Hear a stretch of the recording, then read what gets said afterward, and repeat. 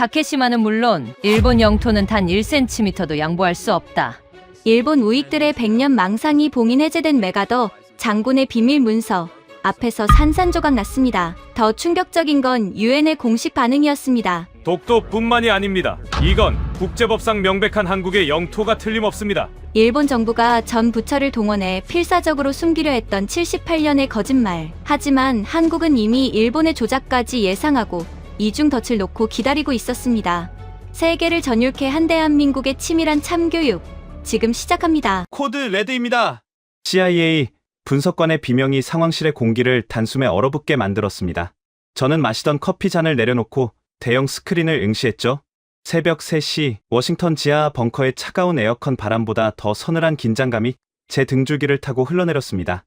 실시간 위성 영상 속에서 일본 해상보안청 순시선 수십 척이 오키나와 본섬을 포위하듯 조여들고 있었으니까요. 붉은 점 수십 개가 거대한 뱀처럼 섬을 휘감는 모습은 명백한 무력 시위였습니다.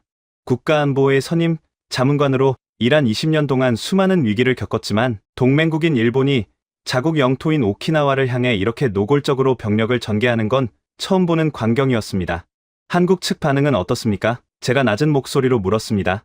옆자리에 앉은 정보국 요원이 창백한 얼굴로 고개를 저으며 대답했죠. 없습니다. 6시간째 침묵입니다.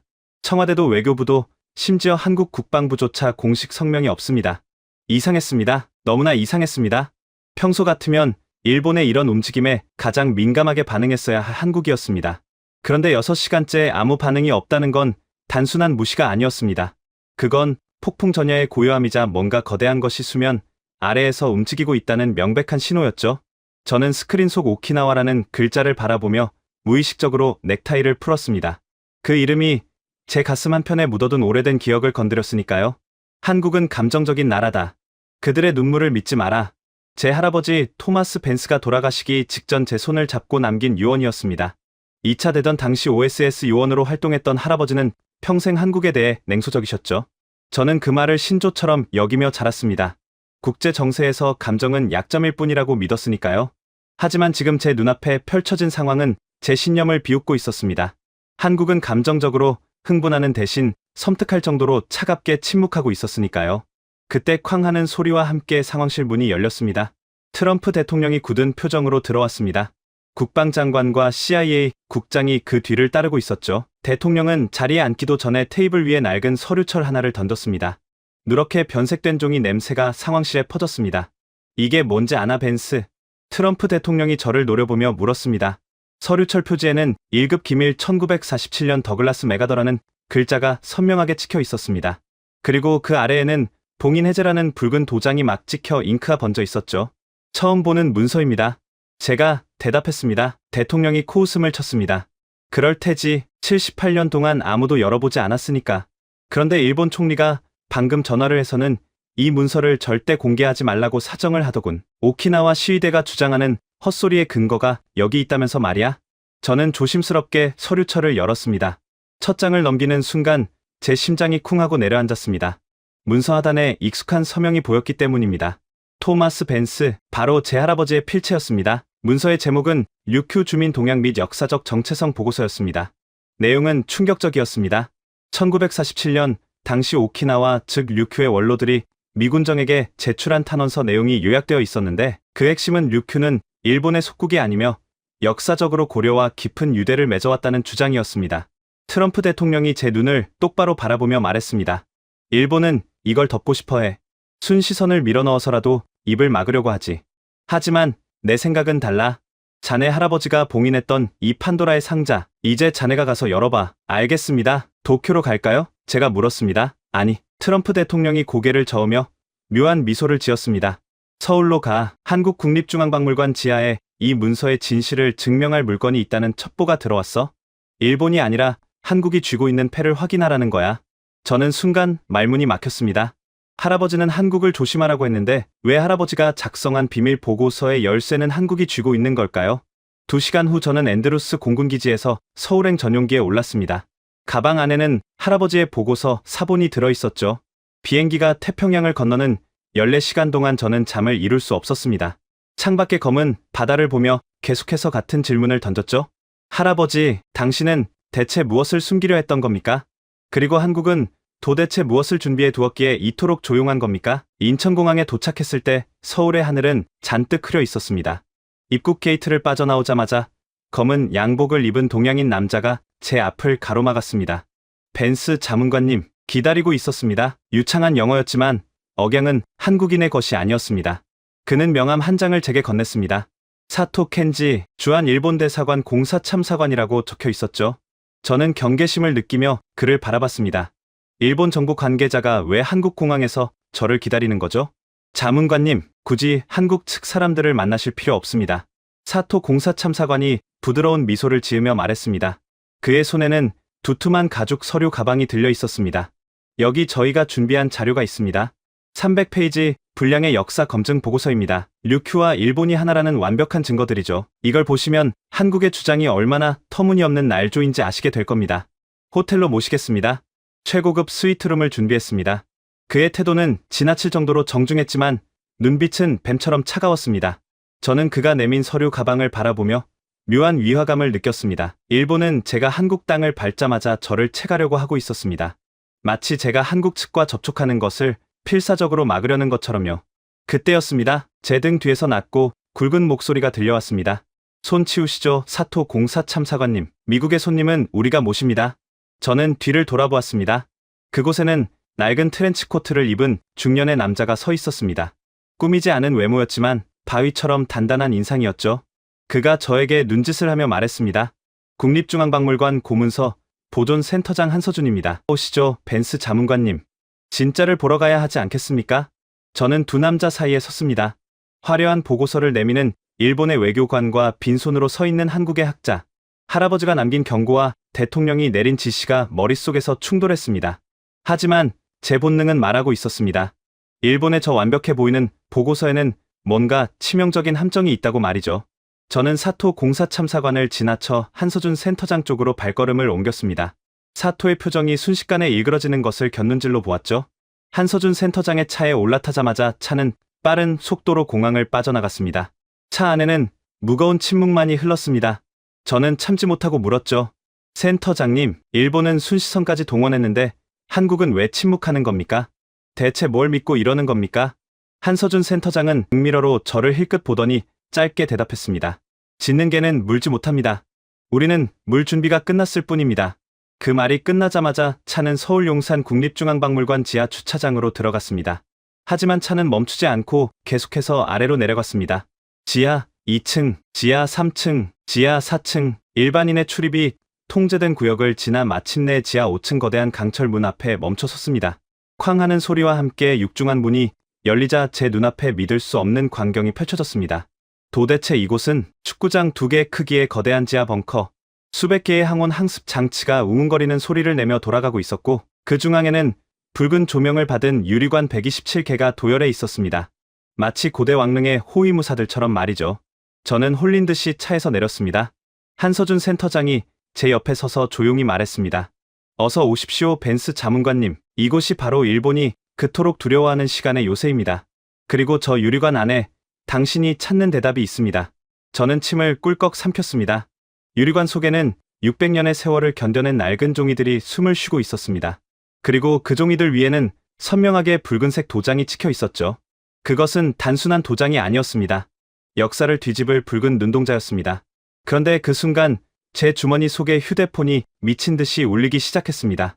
트럼프 대통령의 한라인이었습니다. 벤스, 지금 당장 거기서 나와. 함정이야. 일본이 증거를 조작했다고 발표했어. 전 세계 언론이 생중계 중이야. 대통령의 다급한 목소리가 제 고막을 때렸습니다. 저는 한서준 센터장을 바라봤습니다. 그는 전혀 당황하지 않은 채 차가운 미소를 짓고 있었습니다. 함정일까요? 아니면 무덤일까요? 벤스 자문관님, 도대체 한국은 무엇을 준비한 걸까요? 그리고 일본이 발표했다는 증거 조작설은 또 무엇일까요? 저는 전화기를 든 채 붉은 봉인들을 바라보며 꼼짝할 수 없었습니다. 이제 돌이킬 수 없는 진실의 게임이 시작되었다는 것을 직감했기 때문입니다. 저는 홀린 듯이 유리관들 사이를 걸었습니다. 항온 항습 장치가 내뿜는 차가운 공기가 제 뺨을 스쳤지만 온몸에서는 열이 나고 있었습니다. 127개의 유리관, 그 안에 잠든 600년의 시간, 도대체 이게 다 뭘까요? 한서준 센터장이 제 옆으로 다가왔습니다. 그의 발걸음은 조용했지만 눈빛은 단단했습니다. 벤스 자문관님, 저 유리관들 안에 뭐가 들어있는지 아십니까? 모르겠습니다. 그래서 묻는 겁니다. 한서준 센터장이 첫 번째 유리관 앞에 멈춰섰습니다. 붉은 조명 아래서 누렇게 변색된 종이가 숨을 쉬고 있었습니다. 종이 위에는 옛글씨가 빼곡했고 선명한 붉은 도장이 찍혀 있었죠. 고려사 1372년 기록입니다. 류큐국 중산왕이 사신을 보내 조공하다. 이것이 류큐와 한반도가 공식적으로 교류한 최초의 기록입니다. 저는 숨을 멈췄습니다. 잠깐요. 류큐가 고려에 조공을 했다고요? 일본해가 아니라? 그렇습니다. 류큐 왕국은 14세기부터 19세기까지 독자적인 왕국이었습니다. 그리고 그들이 형님 나라로 섬긴 건 일본이 아니라 고려였고 이후에는 조선이었습니다. 한서준 센터장이 두 번째 유리관으로 이동했습니다. 조선왕조실록 1429년 기록입니다. 류큐국 사신 접견. 통역관을 배치하고 국빈으로 예우하다. 세 번째 유리관, 해동제국기 1471년 기록입니다. 류큐국은 우리와 형제의 나라이니 일본과는 다르게 대우하라. 네 번째 유리관, 이건 류큐 측 문서입니다. 1609년 사스마 침공 직전에 작성된 긴급 서한이죠. 내용은 이렇습니다. 조선에 급히 사신을 보내 구원을 청하다. 저는 다리에 힘이 풀리는 것을 느꼈습니다. 유리관 앞에 손을 짚으며 간신히 중심을 잡았죠. 이게 진짜입니까? 이 문서들이 전부 진짜란 말입니까? 탄소연대 측정, 종이 성분 분석, 인장 감정까지 모두 완료됐습니다. 국제학술기관 3곳의 교차 검증도 받았습니다. 127개 문서 전부 원본입니다. 저는 천천히 유리관들을 둘러보았습니다. 127개, 600년의 세월을 견뎌낸 127개의 증거, 일본이 그토록 숨기고 싶어 했던 진실이 바로 여기 있었습니다. 왜 지금까지 공개하지 않으셨습니까? 한서준 센터장의 표정이 굳어졌습니다. 때를 기다렸습니다. 증거만으로는 부족합니다. 세계가 들을 준비가 되어야 합니다. 그리고 지금이 바로 그때입니다. 그때였습니다. 벽면의 대형 모니터가 갑자기 켜졌습니다. NHK 긴급 속보 자막이 화면을 가로질렀습니다. 일본 외무성 긴급 발표. 한국 측이 주장하는 류큐 관련 사료는 20세기 초 날조된 위조 문서임이 확인됐습니다. 전문가 검증 결과를 지금 공개합니다. 화면에 사토 켄지의 얼굴이 나타났습니다. 공항에서 저를 가로막았던 바로 그 남자였죠. 그의 표정은 승리자의 여유로 가득했습니다. 한국은 역사를 무기화하고 있습니다. 저희는 300페이지 분량의 반박 보고서를 전 세계 주요 언론사에 배포했습니다. 이 보고서에는 한국 측 문서가 위조라는 결정적 증거가 담겨 있습니다. 저는 한서준 센터장을 바라봤습니다. 그는 화면을 보면서도 전혀 동요하지 않았습니다. 오히려 입가에 희미한 미소가 번지고 있었죠. 센터장님, 일본이 선제 공격을 시작했습니다. 어떻게 하실 겁니까? 한서준 센터장이 천천히 고개를 돌려 저를 바라봤습니다. 벤스 자문관님, 짓는 개는 물지 못한다고 했죠? 일본은 지금 짓고 있는 겁니다. 우리가 물 준비가 끝났다는 걸 아니까요? 그가 손짓을 하자 직원 한 명이 태블릿을 들고 다가왔습니다. 이건 일본 외무성이 배포한 300페이지 보고서입니다. 어젯밤에 입수했죠. 저는 태블릿을 받아들고 스크롤을 내리기 시작했습니다. 화려한 그래프와 전문가 의견이 빼곡했습니다. 얼핏 보기에는 완벽해 보였죠. 90페이지를 보십시오. 한서준 센터장의 말에 저는 해당 페이지로 이동했습니다. 그리고 눈을 의심했습니다. 이건 보이시죠? 인용된 원본 문서 사진입니다. 그런데 확대해 보십시오. 저는 화면을 확대했습니다. 문서 모서리에 희미한 흔적이 보였습니다. 누군가 디지털로 수정한 흔적이었죠. 픽셀이 미세하게 어긋나 있었습니다. 위조입니다. 일본이 배포한 반박 보고서 자체가 조작된 겁니다. 한서준 센터장이 고개를 끄덕였습니다. 우리는 이미 알고 있었습니다. 일본이 어떤 카드를 꺼낼지 예측하고 있었죠. 그래서 기다린 겁니다. 그들이 먼저 거짓말을 하도록요. 저는 태블릿을 내려놓으며 깊은 한숨을 쉬었습니다. 일본은 선제 공격을 했지만 그 공격 자체가 부메랑이 될 판이었습니다. 하지만 국제 여론은 이미 일본 편으로 기울고 있습니다. CNN과 BBC가 일본 발표를 대서특필하고 있어요. 그래서 자문관님이 필요한 겁니다. 한서준 센터장이 저를 똑바로 바라봤습니다. 미국 백악관 국가안보의 선임 자문관. 자문관님이 직접 이 증거들을 확인했다고 증언하시면 국제 여론은 순식간에 뒤집힙니다. 저는 잠시 말을 잃었습니다. 그의 말이 맞았습니다. 제 직함 하나가 이 상황을 완전히 바꿀 수 있었죠. 하지만 그건 일본과의 정면 충돌을 의미했습니다. 동맹국을 배신하는 것처럼 보일 수도 있었죠. 생각할 시간이 필요합니다. 물론입니다. 하지만 자문관님, 한 가지만 더 보여드리겠습니다. 한서준 센터장이 지하 벙커 한쪽 구석으로 걸어갔습니다. 거기에는 작은 철제 문이 있었습니다. 이 문 너머에 뭐가 있습니까? 인트로에서 언급된 거 기억하시죠? 류큐 왕실의 진짜 유언이요. 제 심장이 쿵 하고 뛰었습니다. 그게 여기 있단 말입니까?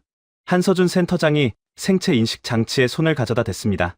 1879년 류큐 왕국이 일본에 강제 병합되기 직전 마지막 왕 슈타이가 남긴 비밀 유서입니다. 이건 127개 문서와는 차원이 다릅니다. 일본이 가장 두려워하는 단 하나의 증거죠. 철제 문이 천천히 열렸습니다. 그 너머로 또 다른 계단이 보였습니다. 더 깊은 곳으로 내려가는 계단이었죠. 따라오시겠습니까? 저는 잠시 망설였습니다. 이 계단을 내려가면 더 이상 돌아올 수 없을 것 같은 예감이 들었습니다. 하지만 제 발은 이미 움직이고 있었습니다. 진실을 향해, 할아버지가 78년 전에 묻어버린 그 진실을 향해. 계단을 내려가는 동안 제 휴대폰이 미친 듯이 울렸습니다. 트럼프 대통령의 한라인이었죠. 하지만 저는 전화를 받지 않았습니다. 지금은 대통령의 목소리보다 600년 된 종이의 목소리가 더 중요했으니까요. 지하 6층, 더 깊은 어둠 속으로 저는 한 걸음 한 걸음 내려갔습니다. 지하 6층은 지하 5층과는 완전히 다른 세계였습니다. 거대한 벙커 대신 작은 방 하나만 있었죠. 방 중앙에는 단 하나의 유리관만이 은은한 조명 아래 놓여 있었습니다. 마치 왕의 관처럼요. 이게 뭡니까? 저는 숨을 죽이며 물었습니다. 한서준 센터장이 유리관 앞에 서며 조용히 대답했습니다. 류큐 왕국 마지막 왕 슈타이의 비밀 유서입니다. 1879년 일본이 류큐를 강제 병합하기 직전에 작성된 문서죠. 저는 천천히 유리관에 다가갔습니다. 안에는 낡고 누런 종이 한 장이 놓여 있었습니다. 세월의 무게를 견뎌낸 그 종이 위에는 붓글씨가 빼곡했고 선명한 붉은 인장이 찍혀 있었습니다. 읽어드릴까요? 한서준 센터장이 물었습니다. 저는 고개를 끄덕였습니다. 우리 류큐는 600년간 고려와 조선의 은혜를 잊지 않았다. 형님 나라가 보내준 곡식으로 백성을 먹였고 형님 나라가 전해준 글로 자녀를 가르쳤다. 이제 일본의 칼날 아래 우리 왕국은 쓰러지려 하나 후손들아 반드시 기억하라. 우리는 일본의 자식이 아니었다. 우리는 고려의 동생이었고 조선의 벗이었다. 언젠가 진실이 밝혀지는 날 이 유서를 세상에 드러내어 우리의 뿌리를 증명하라. 저는 그 문장들을 듣는 순간 온몸에 전율이 흘렀습니다. 146년 전에 쓰인 이 문장이 마치 오늘 저에게 말을 거는 것 같았습니다. 이게 진짜입니까? 류큐 왕실 인장입니다. 현재 세계에 단 3점만 남아있는 인장 중 하나죠. 일본 도쿄박물관의 한 점, 오키나와 현립박물관의 한 점, 그리고 이 문서에 찍힌 것이 마지막 한 점입니다. 새 인장의 문양이 완벽하게 일치합니다. 저는 유리관에 손을 가져다 댔습니다. 차가운 유리 너머로 146년의 시간이 느껴졌습니다. 한 왕국의 마지막 왕이 나라를 잃는 순간에도 지키고 싶었던 진실. 그것이 바로 여기 있었습니다. 이 문서는 어떻게 한국에 있게 된 겁니까? 한서준 센터장이 잠시 침묵하다가 입을 열었습니다. 1879년 류큐가 병합되기 직전 마지막 왕 슈타이는 측근을 조선에 보냈습니다. 이 유서와 함께요. 조선 조정은 이 문서를 왕실 기록 보관소에 봉인했습니다. 그리고 145년간 단 한 번도 공개된 적이 없죠. 왜 공개하지 않았습니까? 때가 아니었으니까요. 시기에는 공개할 수 없었고 해방 후에는 한일 관계 때문에 공개하기 어려웠습니다. 하지만 지금은 다릅니다. 저는 고개를 돌려 한서준 센터장을 바라봤습니다. 뭐가 다릅니까? 자문관님이 오셨잖아요. 미국 백악관에서요. 그리고 자문관님의 할아버지가 작성한 그 보고서가 있고요. 그 순간 저는 깨달았습니다. 이 모든 것이 연결되어 있다는 것을요. 1879년 류큐 왕의 유서, 1947년 제 할아버지의 비밀 보고서, 그리고 지금 이 순간 할아버지 보고서를 보셨습니까? 사본을 입수했습니다. 자문관님이 한국에 오신다는 소식을 듣고 준비했죠. 한서준 센터장이 태블릿을 꺼내 화면을 켰습니다. 거기에는 할아버지의 보고서가 떠 있었습니다. 저는 화면을 바라보며 다시 한번 그 문장을 읽었습니다. 동양 및 역사적 정체성 보고서, 류큐 원로들이 고려시대 문서를 근거로 한국과의 역사적 연대를 주장하고 있음. 자문관님의 할아버지는 1947년에 이미 알고 있었습니다. 류큐와 한국의 관계를요. 하지만 냉전 때문에 봉인했죠. 저는 눈을 감았습니다. 할아버지의 얼굴이 떠올랐습니다. 돌아가시기 전 저에게 남긴 마지막 말, 한국은 감정적인 나라다. 그들의 눈물을 믿지 마라. 그 말은 경고가 아니었습니다. 변명이었습니다. 자신이 진실을 묻어버린 것에 대한 변명? 손자에게 같은 실수를 하라는 유언이었던 거죠. 할아버지는 왜 그랬을까요? 제가 중얼거렸습니다. 한서준 센터장이 조용히 대답했습니다. 1947년은 냉전이 시작되던 해입니다. 미국은 일본을 아시아의 방파제로 삼아야 했죠. 소련과 중국을 막기 위해서요. 그 상황에서 오키나와가 일본 땅이 아니라는 증거는 미국의 전략을 흔드는 폭탄이었을 겁니다. 그래서 진실을 묻었다? 전략적 선택이었겠죠. 하지만 78년이 지난 지금 그 선택의 대가를 치를 때가 왔습니다. 저는 다시 유리관 속 유서를 바라봤습니다. 146년 전 류큐의 마지막 왕, 78년 전 제 할아버지. 두 사람 모두 진실을 알고 있었습니다. 하지만 왕은 진실을 지키려 했고 할아버지는 진실을 묻으려 했죠. 센터장님, 솔직히 말씀해 주십시오. 한국은 이 문서들로 뭘 하려는 겁니까? 오키나와가 한국 땅이라고 주장하려는 건 아니겠죠? 한서준 센터장이 고개를 저었습니다. 우리는 영토를 원하는 게 아닙니다. 진실을 원하는 겁니다. 오키나와 주민 150만 명이 자신들의 진짜 역사를 알 권리가 있습니다. 그들이 일본인인지 류큐인인지 스스로 선택할 권리가 있단 말입니다. 하지만 일본은 절대 인정하지 않을 겁니다. 그래서 자문관님이 필요한 겁니다. 미국이 움직이면 일본도 움직일 수밖에 없습니다. 저는 잠시 침묵했습니다. 센터장의 말이 맞았습니다. 미국 백악관의 선임 자문관이 이 증거들을 인정하면 국제 여론은 완전히 바뀔 것입니다. 하지만 그건 제가 할아버지의 선택을 뒤집는 것을 의미했습니다. 그때 제 휴대폰이 다시 울렸습니다. 트럼프 대통령이었습니다. 이번에는 받아야 했습니다. 벤스, 도대체 어디 있는 거야? 일본이 난리야.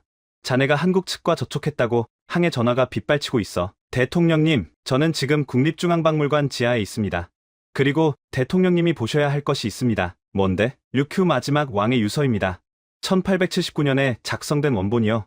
제 할아버지 보고서에 언급된 그 증거가 여기 있습니다. 전화기 너머로 잠시 침묵이 흘렀습니다. 확실한 거야? 제 눈으로 직접 확인했습니다. 그리고 대통령님, 일본이 배포한 반박 보고서는 조작입니다. 디지털 위조 흔적이 발견됐습니다. 또다시 침묵. 벤스, 지금 하는 말이 사실이라면 이건 역사가 뒤집히는 거야. 알고 있지? 알고 있습니다. 그래서 전화드린 겁니다. 트럼프 대통령이 깊은 한숨을 쉬었습니다. 좋아, 증거를 가지고 와. 내가 직접 보겠어. 그리고 벤스, 일본 측 접촉은 피해. 지금 도쿄가 완전히 뒤집혔거든. 전화가 끊겼습니다. 저는 휴대폰을 주머니에 넣으며 한서준 센터장을 바라봤습니다. 대통령님이 증거를 원하십니다. 예상했습니다. 사본은 이미 준비해뒀습니다. 한서준 센터장이 서류 가방을 열었습니다.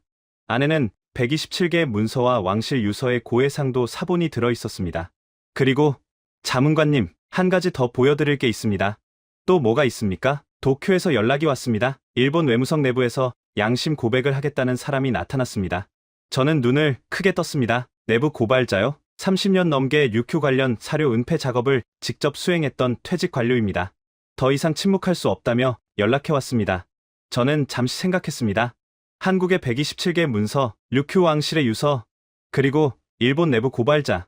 3개의 증거가 모이면 일본은 더 이상 부정할 수 없을 것입니다. 그 사람을 만나야 합니다.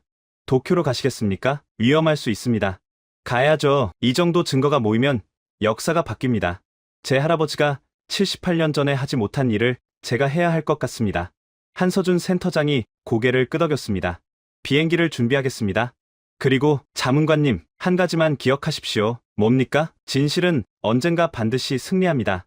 78년이 걸렸지만요. 저는 유리관 속왕의 유서를 마지막으로 바라봤습니다. 146년 전 한왕이 나라를 잃으면서도 지키고 싶었던 단 하나의 진실. 저는 이제 그 진실을 세상에 드러내려 합니다. 할아버지가 묻어버린 그 진실을요. 지하 6층을 나서며 저는 중얼거렸습니다. 할아버지, 죄송합니다. 저는 당신과 다른 선택을 하렵니다. 도쿄행 비행기 안에서 저는 잠을 이룰 수 없었습니다. 창밖으로 보이는 구름 바다가 마치 78년간 숨겨진 진실처럼 하얗고 두꺼웠습니다. 한서준 센터장이 제 옆자리에 앉아 있었죠. 긴장되십니까? 그가 물었습니다. 저는 고개를 끄덕였습니다. 솔직히 말하면 두렵습니다. 일본 한복판에서 내부 고발자를 만나는 거잖아요. 일본 정부가 가만히 있을 리 없습니다. 그래서 비공개로 만나는 겁니다. 장소는 도쿄 아카사카의 작은 찻집입니다. 외무성 감시망에서 벗어난 곳이죠. 그 사람을 믿을 수 있습니까? 한서준 센터장이 잠시 침묵하다가 서류 봉투 하나를 꺼냈습니다. 요시다 게니치, 일본 외무성 동부가과에서 30년 넘게 근무한 베테랑입니다. 류큐 관련 사료 관리를 직접 담당했죠. 이건 그가 보내온 신원 확인 자료입니다. 저는 서류를 받아들고 펼쳤습니다. 외무성 신분증 사본, 인사 기록, 담당 업무, 목록이 빼곡했습니다.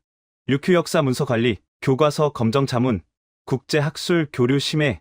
그의 손을 거치지 않은 류큐 관련 업무가 없어 보였습니다. 30년이 넘으면 거의 평생을 이 일에 바친 거네요. 그렇습니다. 그리고 며칠 전 저희에게 연락해 왔습니다. 더 이상 거짓말을 할 수 없다고요. 왜 갑자기 마음이 바뀐 겁니까? 30년 넘게 숨겨왔으면서. 한서준 센터장이 창밖을 바라보며 대답했습니다. 손녀 때문이라고 했습니다. 손녀요? 손녀가 학교에서 오키나와 역사를 배우고 와서 물었답니다. 할아버지, 오키나와 사람들은 원래 어디서 왔어요? 일본 사람이에요? 요시다 씨는 대답하지 못했다고 합니다. 저는 그 말을 듣는 순간 가슴이 뜨끔했습니다. 제 할아버지도 같은 상황이었을 겁니다. 진실을 알면서도 숨겨야 했던 무게. 그 무게를 평생 짊어지고 살았겠죠. 소녀의 질문 하나가 30년 넘는 침묵을 깨뜨린 건가요? 아이들의 질문은 그렇습니다. 순수하기 때문에 더 날카롭죠. 어른들의 변명이 통하지 않으니까요. 저는 다시 창밖을 바라봤습니다. 구름 아래로 태평양의 검푸른 바다가 보였습니다. 78년 전 할아버지도 이 바다를 건넜겠죠. 진실을 품에 안고서요. 하지만 할아버지는 그 진실을 묻어버렸습니다. 저는 다른 선택을 할 수 있을까요? 2시간 후 비행기가 하네다 공항에 착륙했습니다. 저희는 최대한 눈에 띄지 않게 공항을 빠져나왔습니다. 한서준 센터장이 미리 준비해둔 일반 택시를 타고 아카사카로 향했습니다. 검은색 관용차 대신 평범한 흰색 택시를 선택한 건 감시를 피하기 위해서였죠. 택시 안에서 저는 계속 백미러를 확인했습니다. 미행 차량이 있는지 신경이 쓰였거든요. 걱정 마십시오. 저희가 도쿄에 온 건 아무도 모릅니다. 항공권도 가명으로 끊었고요. 한서준 센터장의 말에도 긴장은 풀리지 않았습니다. 일본 외무성의 정보력을 과소평가해서는 안 됐으니까요. 도쿄의 네온사인이 창밖으로 스쳐 지나갔습니다. 화려한 불빛들 사이로 거대한 광고판이 보였습니다. 오키나와 관광 홍보 영상이 흘러나오고 있었죠. 푸른 바다와 하얀 모래사장, 웃고 있는 관광객들. 하지만 그 아름다운 영상 뒤에 숨겨진 진실은 아무도 모르고 있었습니다. 찻집은 좁은 골목 안쪽에 숨어 있었습니다. 간판도 없는 낡은 건물이었죠. 나무 문을 열고 들어서자 다다미 냄새가 코를 찔렀습니다. 오래된 일본 가옥 특유의 냄새였습니다. 벽에는 낡은 족자가 걸려 있었고 구석에는 작은 화로가 놓여 있었습니다. 구석 자리에 한 남자가 앉아 있었습니다. 60대 후반으로 보이는 그는 회색 머리칼과 깊은 주름이 인상적이었습니다. 양복은 깔끔했지만 넥타이는 느슨하게 풀려 있었습니다. 마치 오랜 시간 고민에 시달린 사람처럼 보였죠. 하지만 가장 눈에 띄는 건 그의 손이었습니다. 찻잔을 든 손이 심하게 떨리고 있었거든요. 요시다 게니치 씨입니까? 제가 물었습니다. 그가 고개를 들어 저를 바라봤습니다. 눈가가 붉었습니다. 며칠째 잠을 자지 못한 것 같았죠. 눈 밑에는 짙은 다크서클이 드리워져 있었습니다. 벤스 자문관님이시군요. 앉으십시오. 그의 목소리는 낮고 갈라져 있었습니다. 저는 그의 맞은편에 앉았습니다. 한서준 센터장은 입구 쪽 자리에 앉아 주변을 경계했죠. 먼저 감사드립니다. 이렇게 위험을 무릅쓰고 연락해 주셔서. 요시다가 고개를 저었습니다. 감사받을 일이 아닙니다. 저는 30년 넘게 죄를 지었습니다. 이제 그 죄를 갚으려는 것뿐입니다. 그가 테이블 아래에서 두툼한 서류 봉투를 꺼내 올려놓았습니다. 봉투는 낡고 모서리가 닳아 있었습니다. 오랜 시간 누군가의 손을 거친 흔적이었죠. 이 안에 제가 30년 넘게 저지른 모든 죄가 들어 있습니다. 저는 봉투를 열었습니다. 안에서 수백 장의 문서가 쏟아져 나왔습니다. 모든 문서에는 삭제, 수정, 은폐라는 빨간 도장이 찍혀 있었습니다. 도장의 잉크는 오래되어 바랬지만 글자만큼은 선명했습니다. 이게 다 뭡니까? 류큐와 한국의 관계를 증명하는 모든 사료입니다. 원본은 일본 국립공문서관과 국내청 서고에 있습니다.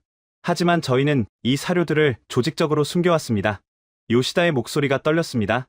그는 찻잔을 들어 한 모금 마시려 했지만 손이 너무 떨려서 차가 쏟아질 뻔했습니다. 90년대 초반이었습니다.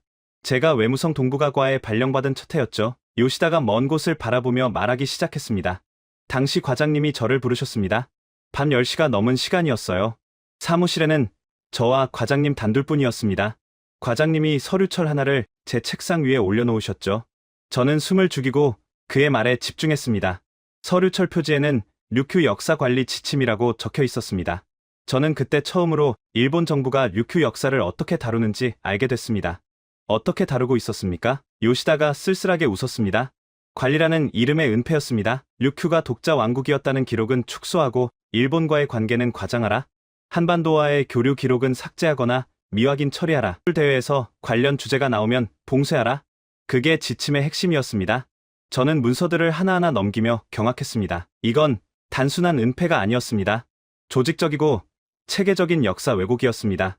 처음에는 거부하셨습니까? 요시다가 고개를 저었습니다. 부끄럽지만 그러지 못했습니다. 저는 국익을 위한 일이라고 스스로를 설득했습니다. 류큐가 독립왕국이었다는 사실이 알려지면 오키나와 독립운동이 거세질 거라고, 일본의 영토 보전을 위해 필요한 일이라고요. 그가 손으로 얼굴을 감쌌습니다. 하지만 시간이 지나면서 깨달았습니다. 이건 국익이 아니라 말이라는 거요. 150만 오키나와 주민들에게 그들의 진짜 역사를 숨기는 건 범죄라는 거요. 그런데도 30년 넘게 계속하셨습니다. 제 말에 요시다의 어깨가 축 처졌습니다. 겁쟁이였습니다. 진실을 말하면 모든 걸 잃을 것 같았습니다. 직장도, 연금도, 사회적 지위도요. 저는 가족을 부양해야 했고 아이들 학비를 내야 했습니다. 그래서 눈을 감았습니다. 30년 넘게요. 저는 잠시 말을 잃었습니다. 요시다의 고백은 변명이 아니었습니다. 적나라한 자기 고백이었죠. 인간의 나약함에 대한 솔직한 인정이었습니다. 구체적으로 어떤 일들을 하셨습니까? 요시다가 서류 봉투에서 문서 몇 장을 꺼냈습니다. 교과서 검정이 가장 큰 일이었습니다. 이건 2000년대 초반 검정 기록입니다.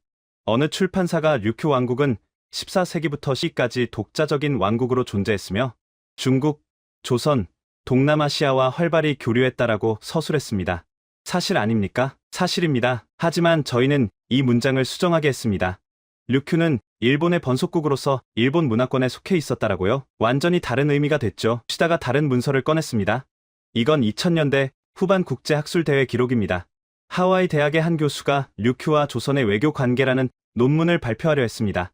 저희는 일본 정부 차원에서 항의했고 결국 그 논문은 발표되지 못했습니다. 학술대회까지 봉쇄했다고요? 그뿐이 아닙니다. 요시다의 목소리가 더욱 낮아졌습니다. 2010년대 중반에는 오키나와 현립박물관의 한 큐레이터가 류큐 왕실 문서를 전시하려 했습니다. 고려와 조선에 보낸 외교 서한 원본이었죠. 저희는 문부과학성을 통해 압력을 넣었고 그 큐레이터는 결국 사직했습니다. 저는 이를 악물었습니다. 한 사람의 인생을 망가뜨린 겁니다. 진실을 말하려 했다는 이유만으로요. 정부 차원에서 이런 일을 했다는 겁니까? 외무성뿐만이 아닙니다. 문부과학성, 내각부, 심지어 총리실까지 관여했습니다. 30년 넘게 역대 정권이 모두 이 작업에 참여했습니다. 정권이 바뀌어도 이 지침만큼은 바뀌지 않았습니다. 저는 잠시 말을 잃었습니다. 이 정도 규모의 조직적 은폐라면 일본 정부 전체가 흔들릴 수 있었습니다. 왜 지금 이걸 폭로하려는 겁니까? 30년 넘게 참았으면서 요시다가 주머니에서 사진 한 장을 꺼냈습니다. 어린 소녀가 해맑게 웃고 있는 사진이었습니다. 분홍색 원피스를 입고 두 손으로 V를 그리고 있었죠. 제 손녀입니다. 유이라고 해요. 올해 8살이죠. 요시다의 눈에 눈물이 고이기 시작했습니다. 지난주 일요일이었습니다. 유이가 학교에서 돌아와서 저에게 달려왔어요. 할아버지 하면서요. 저는 유이를 무릎에 앉히고 물었죠. 우리 유이, 오늘 학교에서 뭐 배웠어? 요시다의 목소리가 떨리기 시작했습니다. 유이가 말했습니다. 오늘 사회 시간에 오키나와 배웠어요. 선생님이 오키나와는 옛날부터 일본이었대요. 저는 웃으면서 그래 그랬구나 하고 대답하려 했습니다. 그런데 유이가 갑자기 고개를 갸웃거리면서 물었어요. 요시다가 사진을 쓰다듬었습니다. 할아버지 근데 유이 친구 미사키는 아니래요. 미사키 할머니가 옛날에 오키나와는 일본이 아니었대요. 뭐가 맞아요? 찻집 안에 무거운 침묵이 흘렀습니다. 저는 대답하지 못했습니다. 유이의 맑은 눈이 저를 똑바로 바라보고 있었습니다. 할아버지 왜 대답 안 해요? 유이가 다시 물었습니다. 저는 그냥 할아버지가 나중에 알아볼게 하고 얼버무렸습니다. 요시다의 눈에서 눈물이 뚝뚝 떨어졌습니다. 그날 밤 저는 잠을 자지 못했습니다. 30년 넘게 제가 숨겨온 진실이 8살 손녀의 질문 앞에서 저를 짓누르고 있었습니다. 저는 평생 거짓말을 했습니다. 그리고 그 거짓말이 이제 제 손녀의 교과서에까지 들어가 있습니다. 요시다가 두 손으로 얼굴을 감쌌습니다. 유이가 자라서 진실을 알게 되면 저를 어떻게 생각할까요? 할아버지가 그 거짓말을 만든 사람 중 하나였다는 걸 알면요. 저는 그 생각을 견딜 수 없었습니다. 저는 그 순간 제 할아버지를 떠올렸습니다. 토마스 벤스, 78년 전 진실을 묻어버린 사람. 그리고 돌아가시기 전 저에게 남긴 유언. 한국은 감정적인 나라다. 그들의 눈물을 믿지 마라. 할아버지도 알고 있었습니다. 진실을요. 하지만 묻어버렸습니다. 그리고 손자인 저에게까지 거짓말을 유산으로 남겼죠. 할아버지는 진실을 말할 기회가 있었지만 선택하지 않았습니다. 요시다와 제 할아버지, 두 사람 모두 진실을 알면서 숨겼습니다.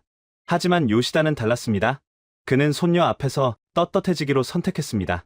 할아버지는 그 선택을 하지 못했고요. 요시다 씨, 한 가지 여쭤봐도 될까요? 말씀하십시오. 30년 넘게 이 일을 하시면서 단 한 번도 그만두고 싶으셨던 적이 없습니까? 요시다가 쓸쓸하게 고개를 저었습니다. 셀 수 없이 많았습니다. 특히 2000년대 초반에 오키나와 출신 역사학자 한 분을 만났을 때요. 그분은 류큐 왕국의 진짜 역사를 연구하고 계셨습니다. 저희의 방해에도 불구하고요. 그분이 뭐라고 하셨습니까? 저에게 이렇게 말씀하셨습니다. 당신들이 아무리 숨겨도 진실은 언젠가 나옵니다. 역사는 거짓말을 영원히 감추지 못합니다. 저는 그 말이 두려웠습니다.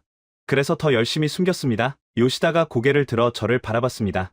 벤스 자문관님, 저는 30년 넘게 도망쳤습니다. 하지만 이제는 도망치지 않겠습니다. 유이 앞에서 떳떳한 할아버지가 되고 싶습니다. 설령 감옥에 가더라도요. 저는 요시다의 손을 잡았습니다. 그의 손은 여전히 떨리고 있었지만 눈빛은 단호했습니다. 전 세계 앞에서 증언하시겠습니까? 그게 제가 할 수 있는 유일한 속죄입니다. 유엔에서든 어디서든 증언하겠습니다. 30년 넘는 거짓말을 끝내겠습니다. 저는 고개를 끄덕였습니다. 감사합니다. 당신의 용기가 역사를 바꿀 겁니다. 요시다가 쓸쓸하게 웃었습니다. 용기라뇨. 저는 그저 겁쟁이였습니다. 30년 넘게 진실을 알면서도 숨겼으니까요. 이제야 겨우 손녀 앞에 서려는 겁니다. 찻집을 나서기 전 요시다가 저를 불러 세웠습니다. 벤스 자문관님, 한 가지만 더 말씀드려도 될까요? 말씀하십시오. 저희 아버지도 외무성에서 일하셨습니다. 60년대에 오키나와 반환 협상을 담당하셨죠. 아버지도 알고 계셨습니다. 류큐의 진짜 역사를요. 하지만 아버지도 숨기셨습니다. 요시다의 눈가가 붉어졌습니다. 아버지가 돌아가시기 전에 저에게 말씀하셨습니다. 게니치야, 언젠가 너가 진실을 말할 용기를 내길 바란다. 아버지는 그러지 못했다고요. 저는 그때 아버지의 말을 이해하지 못했습니다. 하지만 이제 알 것 같습니다. 저는 가슴이 뜨거워지는 걸 느꼈습니다. 요시다의 아버지, 제 할아버지, 두 사람 모두 진실을 알았지만 말하지 못했습니다. 그리고 그 무게를 자식들에게 물려줬죠. 요시다 씨의 아버지도 제 할아버지도 시대의 포로였던 것 같습니다. 하지만 우리는 다를 수 있습니다. 요시다가 고개를 끄덕였습니다. 그렇습니다. 우리 세대에서 끝내야 합니다. 더 이상 다음 세대에 거짓말을 물려둬서는 안 됩니다. 찻집을 나서며 저는 하늘을 올려다봤습니다. 도쿄의 밤하늘에는 별이 보이지 않았습니다. 하지만 제 마음속에는 작은 빛 하나가 켜지고 있었습니다. 한서준 센터장이 제 옆에 섰습니다. 어떻게 하시겠습니까? 유엔 기자회견을 준비해야 합니다. 한국의 127개 문서, 류큐 왕실 유서, 그리고 요시다의 증언, 3개의 증거를 전 세계에 공개해야 합니다. 일본이 가만히 있지 않을 겁니다. 알고 있습니다. 하지만 이제 늦었습니다. 진실은 이미 움직이기 시작했으니까요. 저는 휴대폰을 꺼내 트럼프 대통령에게 전화를 걸었습니다. 대통령님, 도쿄에서 결정적 증거를 확보했습니다. 일본 외무성 내부 고발자입니다. 30년 넘는 조직적 은폐를 증언할 준비가 되어 있습니다. 전화기 너머로 잠시 침묵이 흘렀습니다. 확실한 거지? 제 눈으로 직접 문서를 확인했습니다. 교과서 검정 기록, 학술대회 봉쇄 기록, 심지어 총리실 지시 문서까지 있습니다. 대통령님, 이건 역사가 뒤집히는 겁니다. 트럼프 대통령이 깊은 한숨을 쉬었습니다. 좋아 벤스, 유엔 기자회견을 준비해. 내가 직접 성명을 발표하겠어. 일본이 78년간 우리를 속였다면 그 대가를 치러야지. 전화가 끊겼습니다. 저는 휴대폰을 주머니에 넣으며 한서준 센터장을 바라봤습니다. 사흘 후 유엔에서 뵙겠습니다. 한서준 센터장이 고개를 끄덕였습니다. 역사가 바뀌는 순간을 함께하게 되어 영광입니다. 저는 도쿄의 밤거리를 걸으며 생각했습니다. 78년 전 할아버지는 진실을 묻었습니다. 그리고 30년 전 요시다는 진실을 숨기기 시작했죠. 하지만 지금 저와 요시다는 그 진실을 세상에 드러내려 합니다. 세대를 넘어 이어져 온 거짓말, 이제 우리 세대에서 끝내야 합니다. 할아버지, 죄송합니다. 저는 당신의 유언을 어기렵니다. 유엔 본부 앞에 도착했을 때 저는 숨을 멈춰야 했습니다. 전 세계에서 몰려든 취재진이 건물 입구를 가득 메우고 있었거든요. CNN, BBC, CK, 알자지라, 로이터, 피통신, 글로벌 미디어가 총출동한 건 이번이 처음이 아니었지만 이토록 팽팽한 긴장감은 처음이었습니다. 벤스 자문관님, 준비되셨습니까? 한서준 센터장이 물었습니다. 저는 고개를 끄덕였지만 솔직히 심장이 터질 것 같았습니다. 오늘 이 기자회견이 끝나면 세상은 완전히 달라질 겁니다. 더 이상 되돌릴 수 없는 강을 건너는 거죠. 경호원들의 호의를 받으며 건물 안으로 들어갔습니다. 복도를 걸으며 저는 계속 뒤를 돌아봤습니다. 요시다 게니치가 뒤따라오고 있었거든요. 그의 얼굴은 창백했지만 걸음만큼은 흔들리지 않았습니다. 요시다 씨, 괜찮으십니까? 제가 물었습니다. 요시다가 쓸쓸하게 웃었습니다. 솔직히 다리가 후들거립니다. 하지만 여기까지 왔는데 물러설 수는 없죠. 유이가 보고 있을 테니까요. 손녀분이 생중계를 보신다고요? 아내에게 부탁했습니다. 유이한테 할아버지가 오늘 중요한 말씀을 하신다고 알려달라고요. 유이가 뭐라고 했는지 아십니까? 뭐라고 했습니까? 할아버지, 화이팅이래요. 요시다의 눈가가 촉촉해졌습니다. 저는 그의 어깨를 가볍게 두드렸습니다. 오늘 이후로 유이에게 떳떳한 할아버지가 되실 겁니다. 기자회견장 문 앞에 도착했습니다. 문 너머로 웅성거리는 소리가 들렸습니다. 수백 명의 기자들이 기다리고 있었죠. 저는 잠시 눈을 감고 심호흡을 했습니다. 할아버지, 지켜보고 계십니까? 오늘 저는 당신이 78년 전에 하지 못한 일을 합니다. 문이 열렸습니다. 기자회견장은 상상 이상이었습니다. 500개가 넘는 카메라가 단상을 향하고 있었고 플래시가 쉴 새 없이 터지고 있었습니다. 좌석은 이미 만석이었고 뒤쪽에는 서서 취재하는 기자들까지 빼곡했습니다. 저는 천천히 단상으로 걸어갔습니다. 마이크 앞에 서자 회견장이 순식간에 조용해졌습니다. 수백 쌍의 눈이 저를 바라보고 있었습니다. 저는 미국 백악관 국가안보의 선임 자문관 에단 벤스입니다. 제 목소리가 스피커를 통해 회견장 전체에 울려 퍼졌습니다. 오늘 저는 78년간 숨겨져 왔던 역사적 진실을 공개하려 합니다. 이 진실은 동아시아의 역사를 완전히 다시 쓰게 만들 것입니다. 기자들 사이에서 웅성거림이 일었습니다. 저는 잠시 숨을 고른 뒤 말을 이었습니다. 먼저 첫 번째 증거입니다. 1947년 더글러스 맥아더 장군이 워싱턴에 보낸 극비 전문입니다. 대형 스크린에 문서 이미지가 떠올랐습니다. 기밀해제라는 붉은 도장이 선명하게 보였죠. 이 문서에는 충격적인 내용이 담겨 있습니다. 류큐 원로들이 일본 복귀를 거부하고 한국과의 역사적 연대를 주장했다는 사실입니다. 하지만 미국 정부는 냉전 전략상 이 보고서를 78년간 봉인했습니다. 플래시가 폭풍처럼 터져 나왔습니다. 기자들의 손이 분주하게 움직이며 받아 적고 있었죠. 그리고 이 보고서의 작성자는 당시 OSS 요원이었던 토마스 벤스입니다. 저는 잠시 말을 멈추고 기자들을 바라봤습니다. 제 할아버지입니다. 회견장이 술렁였습니다. 기자들이 서로 얼굴을 쳐다보며 충격을 감추지 못했죠. 저는 오늘 할아버지가 묻어버린 진실을 세상에 드러냅니다. 78년 전 할아버지가 하지 못한 선택을 제가 대신합니다. 저는 다음 슬라이드로 넘겼습니다. 두 번째 증거입니다. 한국 국립중앙박물관이 600년간 보존해 온 127개의 역사 문서입니다. 이 문서들은 14세기부터 19세기까지 류큐 왕국과 고려 및 조선의 외교 관계를 증명합니다. 스크린에 고문서 사진들이 차례로 나타났습니다. 1372년 고려사 기록입니다. 류큐국 중산왕이 사신을 보내 조공하다. 이것이 류큐와 한반도가 공식 교류한 최초의 기록입니다. 다음 사진으로 넘어갔습니다. 1429년 조선왕조실록입니다. 류큐국 사신 접견. 통역관을 배치하고 국빈으로 예우하다. 또 다음 사진, 1471년 해동제국기입니다. 류큐국은 우리와 형제의 나라이니 일본과는 다르게 대우하라. 기자석에서 감탄사가 터져 나왔습니다. 일본 기자들의 얼굴이 점점 하얗게 질려가고 있었죠. 그리고 가장 결정적인 증거입니다. 저는 잠시 말을 멈추고 회견장을 둘러봤습니다. 500개의 카메라가 저를 향하고 있었습니다. 전 세계가 지켜보고 있었죠. 1879년 류큐 마지막 왕 슈타이의 비밀 유서입니다. 스크린에 낡은 종이 한 장이 떠올랐습니다.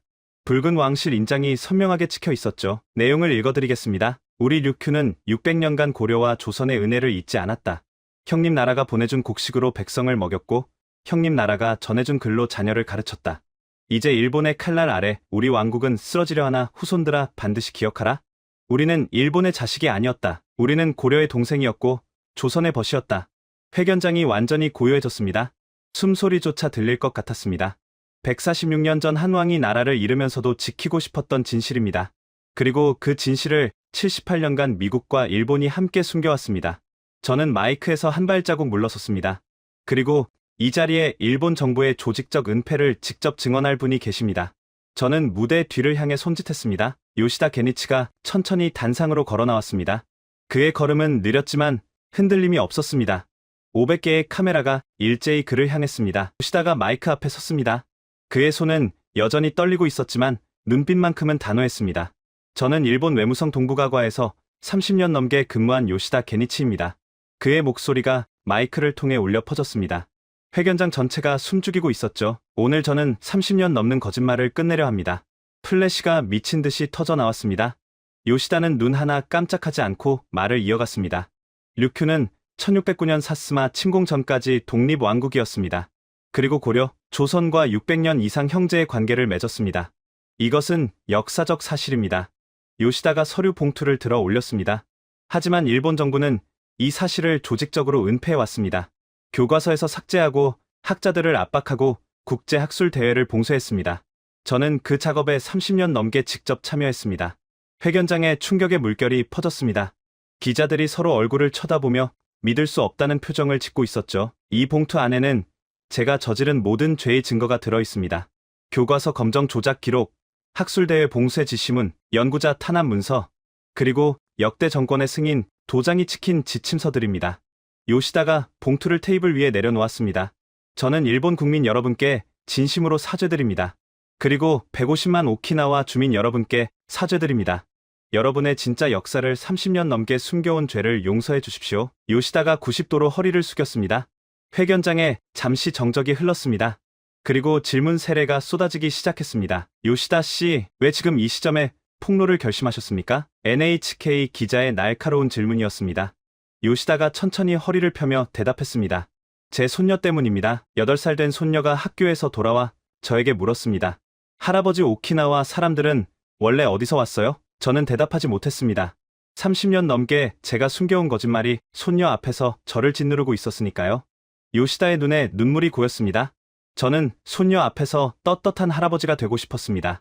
더 이상 거짓말을 유산으로 물려주고 싶지 않았습니다. BBC 기자가 손을 들었습니다. 일본 정부는 이미 한국 측 문서가 위조라고 발표했습니다. 이에 대해 어떻게 생각하십니까? 저는 마이크를 잡았습니다. 일본 정부가 배포한 300페이지 반박 보고서를 저희가 분석했습니다. 90페이지에 인용된 원본 문서 사진을 확대해 보십시오. 스크린에 확대된 이미지가 떠올랐습니다. 보이시죠? 디지털 조작 흔적입니다. 픽셀이 미세하게 어긋나 있습니다. 일본 정부의 반박 보고서 자체가 조작된 겁니다. 회견장이 다시 술렁였습니다. 일본 기자들의 얼굴이 완전히 굳어버렸죠. CNN 기자가 질문했습니다. 벤스 자문관님, 미국 정부의 공식 입장은 무엇입니까? 트럼프 대통령께서 곧 공식 성명을 발표하실 예정입니다. 기자회견은 2시간 넘게 이어졌습니다. 질문이 끊이지 않았죠. 저와 요시다는 모든 질문에 성실하게 답변했습니다. 증거가 충분했기 때문에 숨길 것이 없었습니다. 회견이 끝나고 무대 뒤로 나왔을 때 저는 온몸에 힘이 빠지는 걸 느꼈습니다. 한서준 센터장이 물병을 건네며 말했습니다. 수고하셨습니다. 이제 시작입니다. 그 말이 맞았습니다. 진짜 폭풍은 지금부터였습니다. 기자회견이 끝난 직후 전 세계가 뒤집혔습니다. CNN이 가장 먼저 속보를 터뜨렸습니다. 화면 하단에 붉은 자막이 흘러갔죠. 일본 78년간 역사 은폐, 외무성 내부 고발자 충격 폭로.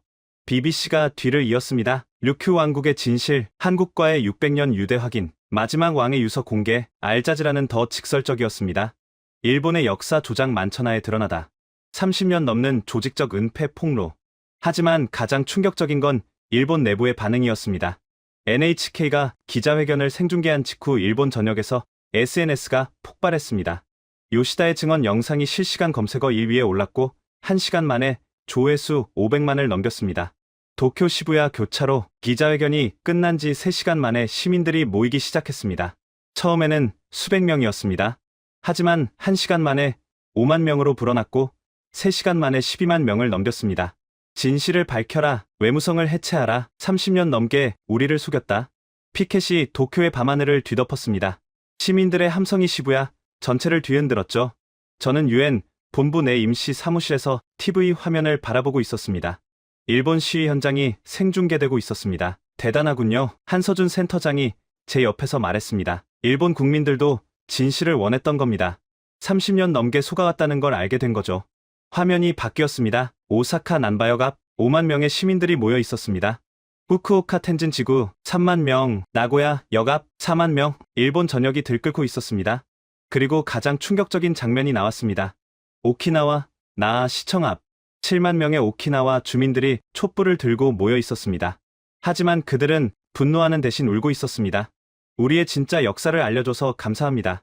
우리는 일본의 자식이 아니었습니다. 류큐 왕국을 기억합니다. 한 할머니가 카메라 앞에서 인터뷰를 하고 있었습니다. 80대로 보이는 그녀는 눈물을 흘리며 말했습니다. 저는 평생 제가 누군지 몰랐습니다.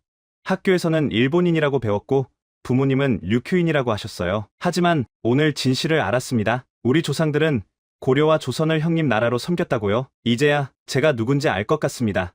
저는 그 장면을 보며 가슴이 뜨거워지는 걸 느꼈습니다. 146년 전 마지막 왕이 남긴 유서. 그 유서가 드디어 후손들에게 전달된 겁니다. 그때 TV 화면이 또 바뀌었습니다. 백악관 브리핑룸이 나타났습니다.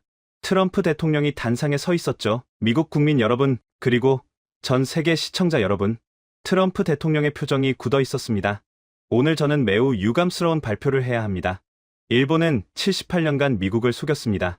플래시가 터지기 시작했습니다. 1947년 메가더 장군은 류큐의 진실을 담은 보고서를 워싱턴에 보냈습니다.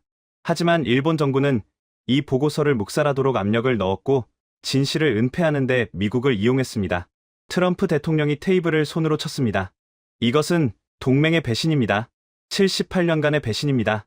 회견장이 술렁였습니다. 미국 정부는 한국관광물관이 공개한 127개의 문서와 류큐 왕실 유서의 진위를 확인했습니다. 모두 원본입니다. 그리고 요시다 씨의 증언도 사실로 확인됐습니다. 트럼프 대통령이 카메라를 똑바로 바라봤습니다. 미국은 더 이상 거짓말에 동조하지 않겠습니다. 진실은 진실입니다. 류큐 왕국은 독자적인 국가였고 한반도와 600년간 형제의 관계를 맺었습니다. 이것이 역사적 사실입니다. 저는 그 장면을 보며 주먹을 꽉 쥐었습니다. 78년 만에 미국이 진실의 편에 선 겁니다. 할아버지가 묻어버린 진실을 이제 미국 대통령이 인정하고 있었습니다. 그때 화면이 또 바뀌었습니다. 서울 용산 대통령실이 나타났습니다. 한국 대통령이 긴급 성명을 발표하고 있었죠.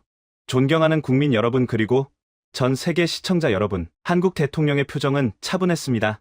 승리에 도취된 모습이 전혀 없었죠. 오늘 78년간 숨겨졌던 역사적 진실이 세상에 공개됐습니다. 대한민국 정부는 이 역사적 사실 확인이 영토 분쟁의 도구가 되어서는 안 된다고 믿습니다. 저는 그 말에 귀를 기울였습니다. 우리는 오키나와 주민들의 역사적 정체성 회복을 존중합니다. 그들이 자신의 뿌리를 알 권리가 있습니다. 그리고 대한민국 정부는 동아시아 공동 역사 연구를 제안합니다. 한국, 일본, 오키나와 학자들이 함께 모여 진실을 규명하는 작업을 시작합시다. 저는 그 성명을 듣는 순간 가슴이 뜨거워지는 걸 느꼈습니다. 한국은 승리를 손에 쥐고도 복수 대신 화해를 선택하고 있었습니다. 600년간 증거를 지켜왔지만 그 증거를 무기로 쓰지 않겠다는 겁니다. 한서준 센터장이 조용히 말했습니다. 이게 한국입니다. 벤스 자문관님, 우리는 진실을 밝히는 데만 관심이 있습니다. 누군가를 짓밟는 데는 관심이 없습니다. 저는 고개를 끄덕였습니다. 할아버지가 두려워했던 나라, 감정적이라고 경고했던 나라, 하지만 지금 제 눈앞에 한국은 그 어떤 나라보다 냉정하고 품격이 있었습니다. BBC 헤드라인이 화면에 떴습니다. 한국 승리 대신 화해를 선택하다. 진정한 품격의 외교. CNN이 따라왔습니다. 78년간의 거짓말 마침내 무너지다. 한국의 성숙한 대응에 세계 감탄. 뉴욕타임스 온라인판이 긴급 기사를 올렸습니다. 동아시아 역사의 새 장이 열리다. 류큐 왕국의 진실과 한국의 품격. 그날 밤 저는 UN 본부 근처 호텔방에서 창밖을 바라보고 있었습니다. 뉴욕의 야경이 반짝이고 있었죠. 78년간 숨겨진 진실이 마침내 세상에 드러난 밤이었습니다. 휴대폰이 울렸습니다. 요시다 게니치였습니다. 벤스 자문관님, 방금 아내한테서 연락이 왔습니다. 무슨 일입니까? 요시다의 목소리가 떨리고 있었습니다. 유이가 기자회견을 봤대요. TV로 할아버지가 나오는 걸 보고 계속 손을 흔들었대요. 할아버지 화이팅 하면서요. 저는 미소를 지었습니다. 그리고 기자회견이 끝나고 유이가 아내한테 물었대요. 뭐라고 물었습니까? 할아버지가 용감한 사람이야? 요시다가 잠시 말을 멈췄습니다. 전화기 너머로 그가 울고 있다는 게 느껴졌습니다. 아내가 그랬대요. 응, 유이야 할아버지는 아주 용감한 사람이야. 저는 눈물이 날 것 같았습니다. 축하드립니다, 요시다 씨. 이제 유이 앞에서 떳떳한 할아버지가 되셨습니다. 감사합니다, 벤스 자문관님. 덕분입니다. 전화가 끊긴 후 저는 한참 동안 창밖을 바라봤습니다. 요시다는 30년 넘는 죄책감에서 벗어났습니다. 손녀 앞에서 떳떳한 할아버지가 됐죠. 하지만 저는 아직 할아버지와 화해하지 못했습니다. 78년 전 진실을 묻어버린 할아버지. 저에게 거짓말을 유산으로 남긴 할아버지. 저는 그 할아버지를 용서할 수 있을까요? 창밖으로 동이 트기 시작했습니다. 뉴욕의 하늘이 붉게 물들고 있었습니다. 저는 중얼거렸습니다. 할아버지, 보고 계십니까? 오늘 진실이 승리했습니다. 당신이 78년 전에 묻어버린 바로 그 진실이요. 이제 저는 마지막으로 해야 할 일이 남았습니다. 할아버지를 찾아가는 일이요. 뉴욕에서 워싱턴으로 돌아오는 비행기 안에서 저는 내내 창밖만 바라봤습니다. 구름 사이로 보이는 미국 동부의 풍경이 스쳐 지나갔지만 제 머릿속에는 오직 한 곳만 떠올랐습니다. 버지니아 알링턴 국립묘지. 할아버지가 잠들어 계신 곳이었습니다. 공항에 도착하자마자 저는 렌터카를 빌려 묘지로 향했습니다. 가을 햇살이 묘비들 사이로 쏟아지고 있었습니다. 저는 천천히 할아버지의 묘비를 찾아 걸었습니다. 차가운 바람이 뺨을 스쳤지만 마음만은 따뜻했습니다. 토마스 벤스, 1919년에서 2002년 조국을 위해 헌신한 삶. 저는 묘비 앞에 무릎을 꿇었습니다. 할아버지, 저 왔습니다. 바람이 묘비 주변의 낙엽을 흩뜨렸습니다. 마치 할아버지가 대답하는 것 같았습니다. UN 기자회견 보셨죠? 전 세계가 뒤집혔습니다. 할아버지가 78년 전에 묻어버린 진실이 마침내 세상에 나왔습니다. 저는 주머니에서 편지 한 장을 꺼냈습니다. 비행기 안에서 쓴 편지였죠. 이 편지를 쓰는데 오래 걸렸습니다. 할아버지를 원망할지 이해할지 결정하지 못했거든요. 하지만 이제 알 것 같습니다. 저는 편지를 펼쳤습니다. 할아버지에게 1947년 할아버지는 류큐의 진실을 발견하셨습니다. 류큐 원로들이 한국과의 역사적 연대를 주장한다는 사실을요. 하지만 할아버지는 그 진실을 묻어버렸습니다. 냉전이라는 이름으로 국익이라는 핑계로요. 바람이 잠시 멎었습니다. 저는 오랫동안 할아버지의 그 선택을 이해하지 못했습니다. 어떻게 진실을 알면서도 숨길 수 있는지요. 하지만 도쿄에서 요시다 씨를 만나고 깨달았습니다. 진실을 숨기는 건 용기가 없어서가 아니라 두려움 때문이라는 걸요. 저는 묘비를 쓰다듬었습니다. 할아버지도 두려우셨겠죠. 진실을 밝히면 동맹이 무너지고 전략이 흔들릴 테니까요. 그래서 묻으셨겠죠. 하지만 할아버지, 진실은 묻어도 사라지지 않았습니다. 78년이 걸렸지만 결국 세상에 나왔습니다. 눈물이 흘러내렸습니다. 저는 할아버지를 용서합니다. 그리고 이제 할아버지가 하지 못한 일을 제가 했습니다. 진실의 편에 섰습니다. 할아버지의 유언을 어겼지만 후회하지 않습니다. 저는 편지를 접어 묘비 앞에 놓았습니다. 한국은 감정적인 나라가 아니었습니다. 할아버지가 틀리셨어요. 한국은 600년간 진실을 지켜온 나라였습니다. 그리고 승리한 순간에도 복수 대신 화해를 선택하는 품격이 있는 나라였습니다. 그때 발자국 소리가 들렸습니다. 뒤를 돌아보니 한서준 센터장이 서 있었습니다. 그의 손에는 낡은 봉투 하나가 들려 있었습니다. 벤스 자문관님, 이건 뭔지 아십니까? 무엇입니까? 메가더 문서와 함께 봉인되어 있던 겁니다. 수신인이 벤스 가문 후손으로 되어 있더군요. 저는 떨리는 손으로 봉투를 받았습니다. 봉투를 열자 낡은 종이 한 장이 나왔습니다.